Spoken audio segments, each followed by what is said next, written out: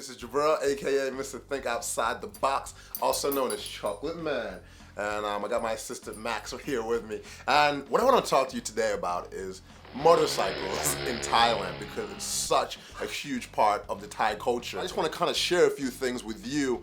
If you're going to Thailand, if you're already in Thailand, if you're thinking about renting a bike, everything from the scams to the prices to just everything that I kind of experienced and just kind of want to share with you. So how can you actually get a motorcycle in Thailand? So you go to a shop, there's shops literally everywhere. They have all different options, and pretty much if you're running them per day, anywhere from $6 to like $15. For monthly, about 2,800 baht a month. For day, about 200 baht a day. 250 a day, 3,500 a month. Daily, 150 baht a day.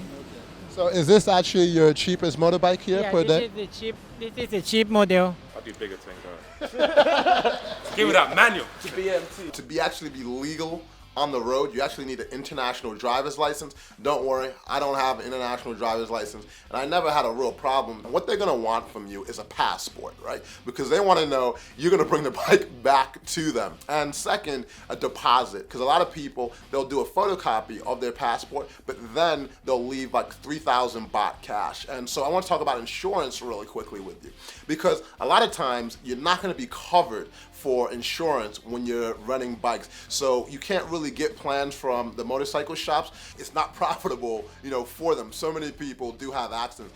500 baht per piece.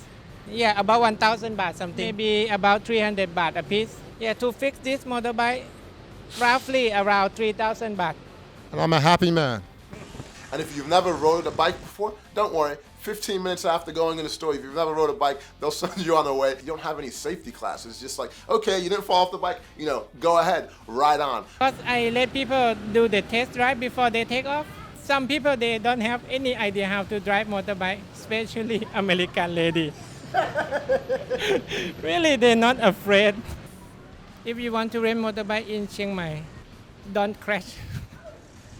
So if you crash, if you ding it up, if it falls, you're going to be responsible for those costs. In Koh Samui and also Koh Phangan, the islands can be a bit crazy. The hills are going up just ridiculously high, really steep turns. Cars are whipping around the corners, and this is actually, in Koh Phangan was the place I saw the most accidents out of any place around. I'll tell you a personal story. I was just, wasn't going fast, wasn't drinking or anything. I was coming around a corner, and this car was whipping around the corner. It was actually a van thing, and I fell in a ditch, but that guy didn't even stop. And there wasn't that much damage to the bike. It was just scratches pretty much. And I had to end up paying like 12,000 baht. First, I thought I was getting scammed, but I asked people, and they're like, no, that's just the price in the islands. Everything is much more expensive when you need to repair things. So I was like, damn it. When you rent motorbike on the island, when the motorbike damaged, sometimes they have to take the motorbike, put on the boat, take to the mainland to fix it, and then have to bring back to the island to rent it again. Thai people, mostly, they really kind, just say sorry after you damage something, and then just ask for a little discount. Most shop, they okay. They tell you to wear your helmets, right? And for me, I was like, I'm cool, I don't need helmets. And then after one accident, I was like, holy crap. In a lot of the cities, you'll get tickets and cops can actually pull you over if you don't actually have a helmet on. You'll see local Thais, you'll see people with like literally 4 or 5 people, a whole family on a bike. The rules for tourists and the rules for local Thais are not always the same. They're not really strict much with the tourists to have a proper driving license. They just check for helmet only. Local people here, they drive differently. Come out from small street, they just come out. Usually they don't look or they don't give any signal.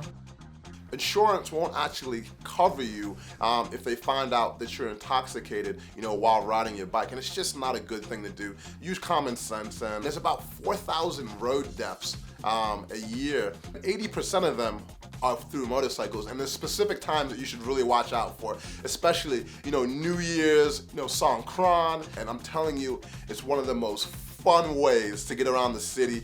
And it's, you know, when you're in a car, you just kind of go place to place, and it's not really an adventure. It's just a way of transportation. When you're on the bike, I don't know, it's just a sense of freedom that you have that just makes the ride, you know, so much more enjoyable. If you're coming to Chiang Mai, come rent a motorbike from here because you're gonna get an honest, really nice guy. And so I just wanna say thank you for the time today, explaining to all the viewers about renting bikes from Chiang Mai and all over. If you have any questions about renting motorbikes in Thailand, feel free, literally, feel free to reach out, you know, leave a comment on here, and I'll do my best to reply to all comments. I want to give you guys the best advice that I can.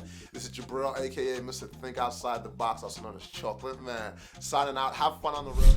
People ask me every day, how can you afford to travel the world non-stop? Well, I explain that, and also how others do on MrThinkOutsideTheBox.com.